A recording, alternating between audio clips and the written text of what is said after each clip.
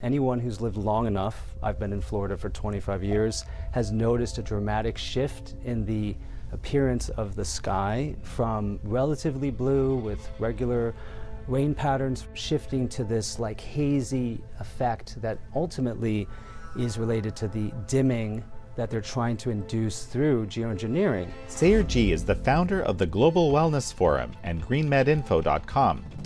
In this episode, we dive into a recently passed bill in Florida, the first in America, that criminalizes geoengineering and weather modification. They are intending to neutralize global warming. It's very publicly acknowledged, but what they're doing is they're using agents that are highly toxic to the public health and environment. This is American Thought Leaders, and I'm Yanya Kellick. Sayer Ji, such a pleasure to have you on American Thought Leaders. Thank you, the honor's mine. Sayer, Florida just made history. This the first bill in America has been passed that criminalizes geoengineering and weather modification. But wait a sec, hold the presses here. I mean, why do we even need such a thing? Is this something that's happening in reality? Is it something that's common? Explain this to me. Absolutely, yes. Well, first of all, we have the evidence of our senses, which is that anyone who's lived long enough, I've been in Florida for 25 years, has noticed a dramatic shift in the appearance of the sky from relatively blue with regular rain patterns, for example, shifting to this like hazy effect that ultimately is related to the dimming that they're trying to induce through geoengineering. So there is a long history, it's very publicly acknowledged, of operations that are intending to ostensibly to neutralize global warming, right? But what they're doing is they're using agents that are highly toxic to the public health and environment. And this is something which is now becoming such a huge issue in states like Florida that we've seen a mass grassroots mobilization around passing this legislation. Well, okay, you're going to have to unpack this for me, because I think for a lot of us, I mean, I had frankly no idea for most of my life that anything like this was happening at all. But it's not like, when did this start? If you go back to the history of weather modification, Florida was actually ground zero for some of the operations. They were intending to alter the trajectory of hurricanes using things like silver as a way to, change the precipitation and intensity of these storms. So later, in Vietnam, for example, they used it for increasing weather, such as precipitation on the so-called enemy. Project Popeye is well established to have been a successful weaponization of the weather. So there is a pretty long history of weather modification and militarization of weather modification technology. In Florida, you see this very hazy, misty, and tracks in the sky that look like cobwebs, for example. It's a very obvious change in what we know is supposed to be a natural weather. So that's what's really gotten many people, legislators and the public, up in arms about really wanting to get disclosure on these operations. Why don't you guide us to where we can learn through, official documents about all these things? Well, we know that weather modification is a big part of the agenda in many states where, for example, the agricultural industry would like to increase precipitation. Generally speaking, it just translates directly into greater crop growth and greater revenue. So it's well established that they're using things like silver in order to increase precipitation. But what the main concern is that there are other operations that are clandestine, that we don't actually know what the agenda is outside of official acknowledgement that solar radiation management technologies are being deployed, which include using things like sulfur, calcium, titanium, various elements to create a dimming effect. So that's one of the primary things that we're looking to get disclosure on, because the public fallout in terms of health consequences are severe. There are metals that are now being found in the soil and foods. We're breathing those in. It's a complex topic because you have weather modification that is looking at just increasing precipitation. In Florida, we don't actually have many of those programs. They're found in other states. But there are well-known consequences of the aviation industry having fuel that contains many of the metals that have been found through independent testing, which include aluminum and barium, other compounds of concern. And that's a big issue because really the commercial aviation is really under the jurisdiction of the federal government, right, the FAA. And so even with our bill in Florida, it's one step towards ultimately opening up the larger topic, which is that we all want to breathe clean air. We have to. So this is one of the primary efforts, and we're only one of now 34 states that has introduced legislation to ban or get increased oversight over weather modification operations in this country. Well, and I'm definitely going to dig into that because you're an important part of getting this law passed in Florida. But you just reminded me, Bobby Kennedy himself on the Dr. Phil show, he was asked about this issue in general. I'll quote him here. That is not happening in my agency. We don't do that. It's done, I think, by DARPA, and a lot of it now is coming out of the jet fuel. So those materials are put in jet fuel. I'm going to do everything in my power to stop it. We're bringing on somebody who's going to think only about that, find out who's doing it, and hold them accountable. So there is some interest at the federal level. Absolutely. Yeah, in fact, in April, Bobby went ahead and he responded to our announcement that there were at the time 24 states that had introduced legislation, which was incredible. And he said that every MAHA needs to support this initiative and that HHS will do its part. The things that we need most to be safe and to implement the Make America Healthy Again initiative requires that, at the very least, that the environment, the air we breathe, the water goes into the soil, the metals go into the food. We have to address this issue as a priority, and he does acknowledge that, which was the first time the executive branch signaled in such a powerful way that they back this highly grassroots movement. This is we the people rising up saying, let's acknowledge what we're seeing around us and let's do something about it. Well, so this is the perfect opportunity to kind of find out a little bit more about you, where you come from, what you're about, how you're connected with MAHA. Well, I started out as a grassroots activist by putting together a website early in my career in 2007 called GreenMedInfo.com.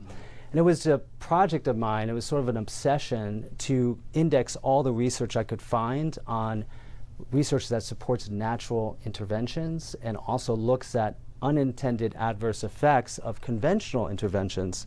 It could be anything from mammography to vaccination. And because of that website, which now has 100,000 studies, it's been very controversial because before MAHA became a big thing, and even before Whole Foods and all the natural health advocacy became mainstream, we were considered on the fringe. Natural health, it seems a little bit wooey, based on anecdotes, for example. But what I decided to do was to find all of the so-called scripture of the medical, monotheism that dominates America, which is the peer-reviewed and published research to support, empowering people to make an informed choice. It's been astonishing to me to learn over the last however many years how much peer-reviewed research exists in a whole lot of areas, like, for example, the medicinal properties or positive medical effects of certain types of food. I remember Dr. Paul Merrick that I had on the show about some of this. He discovered that berberine is something, discovered it. Again, it's written about quite a bit in the scientific literature to treat diabetes, or compounds that have anti-carcinogenic properties, right? He's been running AI, looking through, again, peer-reviewed research showing that, green tea and turmeric, for example, have strong prophylactic qualities against cancer and things like that. Fascinating stuff you don't generally hear about, right? And you've been documenting this for years on your site. And then you became involved in, MAHA. What is MAHA? I don't think I've had that question answered on the show yet. Well, I believe it's a popularist movement to embrace alternatives to the conventional medical model, which is very largely driven by pharmaceutical interests, as we know. It doesn't mean that they're nefarious. It's just that it's a good business model. You suppress symptoms, often with some of the very chemicals, they basically patented xenobiotic chemicals, drugs, that are actually not addressing the root cause. Many of the symptoms of disease are caused by poisoning with some of these same chemical types. So it's this very paradoxical situation where we're told that the standard of care requires that we adopt interventions which we just cognitively, it's dissonant. Like, we realize they're actually chemicals. They're not natural compounds. And natural medicine advocacy has always been around acknowledging that our body is a natural entity and that we should be able to use the medicines that really for countless epochs we've used to survive as a species and thrive in certain scenarios. So it's really a revival of ancient wisdom combined with the advances of modern science. And I think that my work has simply been to celebrate that research. And I didn't intend for it to be very controversial because one of the 10,000 databases on GreenMedInfo is on vaccination. And we happen to index 1,300 studies on the non-safety and non-efficacy of various vaccines. And that's what politically became quite an issue. And now you're involved in the Global Wellness Forum. Global Wellness Forum was, I think, instrumental in passing this legislation in Florida, and frankly, which is actually being used by many other states. I think it's up to, is it 36 now or something? 34, but 34? There are others in the works. Okay.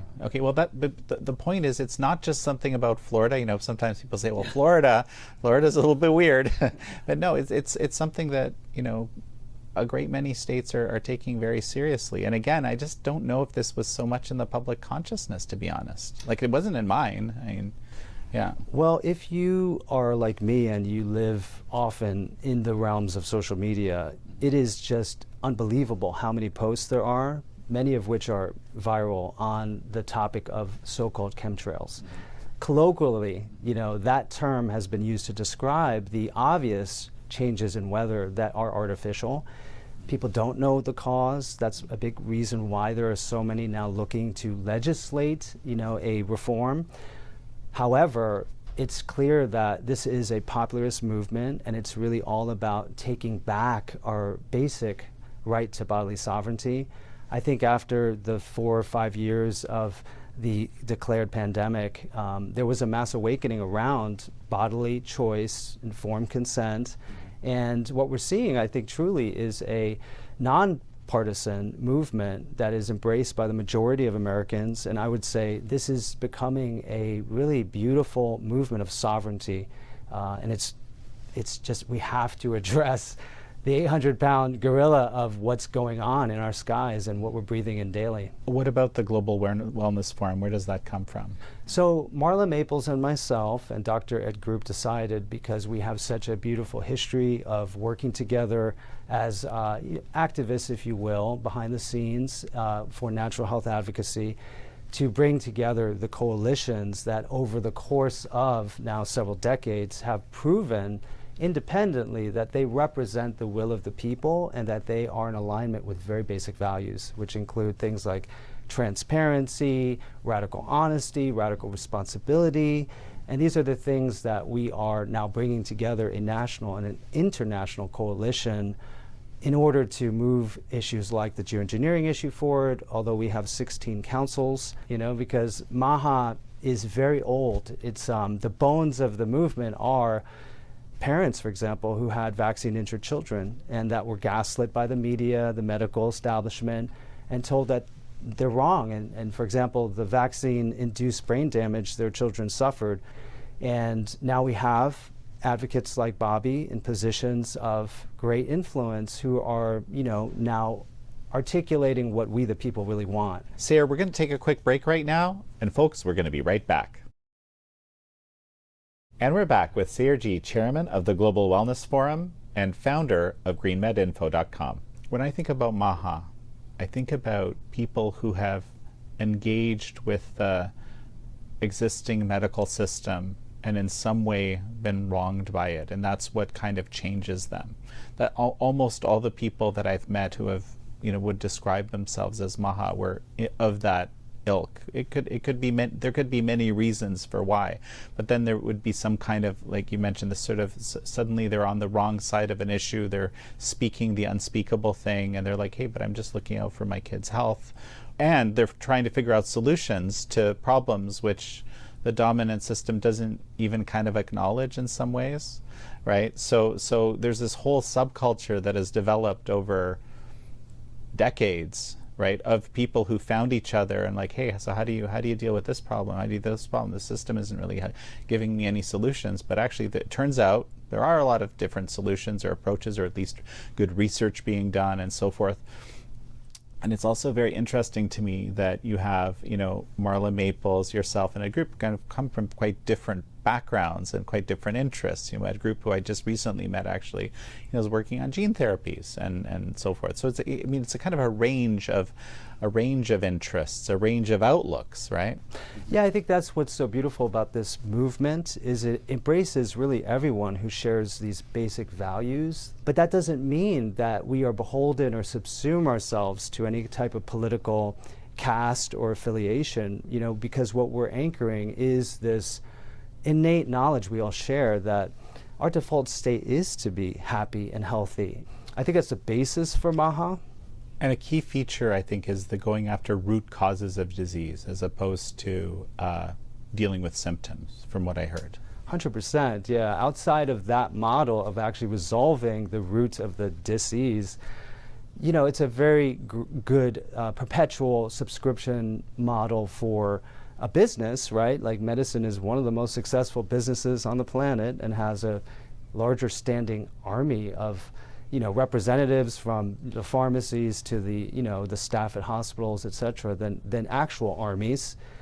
So, but they're also going through a reform process. I think after what everyone experienced with coerced and mandated interventions, many who experienced the collusion and they felt the ethical dissonance are now excited about MAHA. They realize, wow, there is another path that we can learn from our past and move forward in a positive way. And there is a really good place for allopathic medicine, obviously, as far as interventions that can save your life in emergency scenarios. But for chronic disease, of course, you want to identify the cause and remove it. You mean that not all disease comes from pathogens, basically. That's what you're saying, right? So some of it comes from just bad dietary choices and... Yeah. Well, I'm a student of literature, biomedical literature. I've looked through 2 million citations just to amass the 100,000 on GreenMedInfo. And one of the things that was most amazing to me and disturbing in 2000 was a supernova of literature around the microbiome. And the discovery that the majority of the genetic material in our bodies is actually attributable to the viruses, the fungi, the bacteriophages, the little germs that we've been told are at the root of most of our disease. So that's called the holobiont. It's this notion that we are, this entity that is totally merged with the planetary microbiome, and that we need these exposures, right? In other words, yes, infection's real. Opportunistic infection exists. But if you're feeding as a substrate, let's say it's high fructose corn syrup to these certain bacteria in your microbiome that thrive on that, it's going to create some disease. But they're not the cause of the disease. It's usually an environmental factor or dietary exposure, or psychogenically, even the fear that's induced by believing that invisible particles and genes are at the root cause of your disease, because we're told you can't control that outside of maybe not exposing yourself. Mm-hmm. So this is partially, there's what comes with sovereignty is accountability. So you actually have to, assume some responsibility for more responsibility for what you're eating. That's part of the movement as well. Absolutely. In fact, Dr. Ed Group came up with this phrase, make yourself healthy again, as a way to remind people that it really is about taking radical responsibility for your health choices and even your disease, because if you've co-created it or created it, then you can uncreate it. Wonderful. Let's talk about some of the things you've discovered in terms of food. You've described yourself as a lifelong student of the healing properties of food, right? I believe in conversation well, right here we have matcha, which I'm a little bit obsessed with, as my producer over here will attest. And just I've always had a sense that it's fantastic, but you're kind of been validating my biases here. So tell me about green tea and especially matcha. Well, the beauty of matcha as an alternative to coffee, for example, is that it has a number of components that help with things like the neurogeneric effect in the brain, where you stimulate neural stem cells to regenerate. Coffee doesn't necessarily have that property, although there is some evidence that it can help boost brain function. But matcha has other superpowers, which has L-theanine, which is an amino acid that reduces cortisol. Whereas generally coffee drinkers, they tend to have elevated cortisol as a result of, some of the... Which makes you more, Yeah, blood sugar stays elevated, you have a hard time sleeping, whereas matcha actually helps with sleep, assuming you drink it earlier in the day. But one of the other amazing things about it is in terms of the biomedical literature, we have actually research on our website, GreenMedInfo, of over 500 diseases that have been studied that it would either prevent, mitigate, or reverse using a green tea component. And it's because the polyphenol, which is known as an antioxidant, right, has such a powerful effect on mammalian metabolism. So it's a way of understanding nutrition differently and actually looking at the information it contains, because most people don't realize this.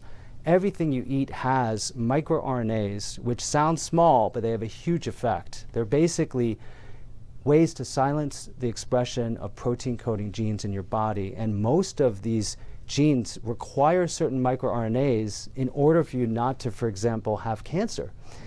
So that's one of the keys here, is that matcha actually contains essential software for the hardware of our body, and that could account for why it's so therapeutic.